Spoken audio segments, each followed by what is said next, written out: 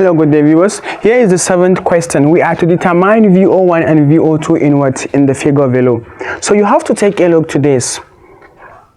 We have to check whether this germanium it is on or off, and check this silicon it is on or off. As you can see, we are given what we are given drop. They are showing this is drop, and you all know that this is what our diode. This is a PN type. This is this is the N type.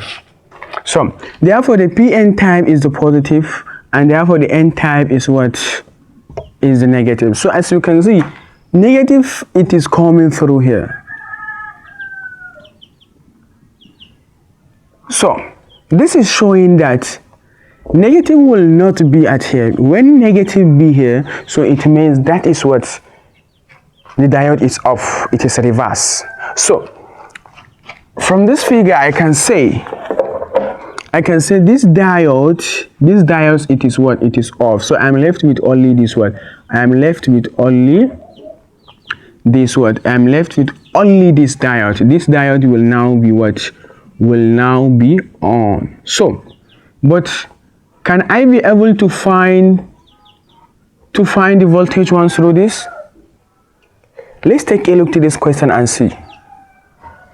There is no way to find the value of V1. The value of V1 will be automatically 0. So why should it be 0?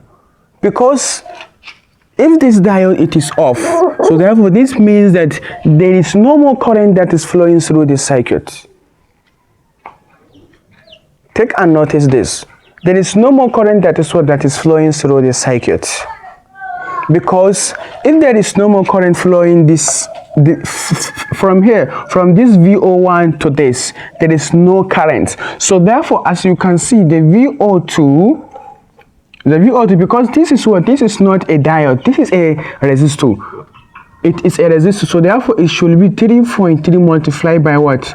By the current, which will now be 0. So the VO2 should now be what? 3 multiplied by 3 multiplied by 0. So the VO2 minus 0, it is equal to 0. The VO2 should now be equal to 0 volt, because there is no current flowing. So since there is no current, I have to multiply by what? By 0. So therefore also the V2 it is what? It is 0 voltage. Because there is no current that is flowing through the circuit, because this diode affects this. When this diode it is off, it means no more current flowing in the circuit, and therefore the same thing, there is no current flowing in the circuit, because I am substituting the current in here so that I should find the VO2. So this is all I have for you for this question. So therefore the value of this V1 and V02, or V output 1 and V output 2 are 0 volts. Take note of this. Let's meet in the number 8, question 8. Thanks you for watching. Don't forget to subscribe.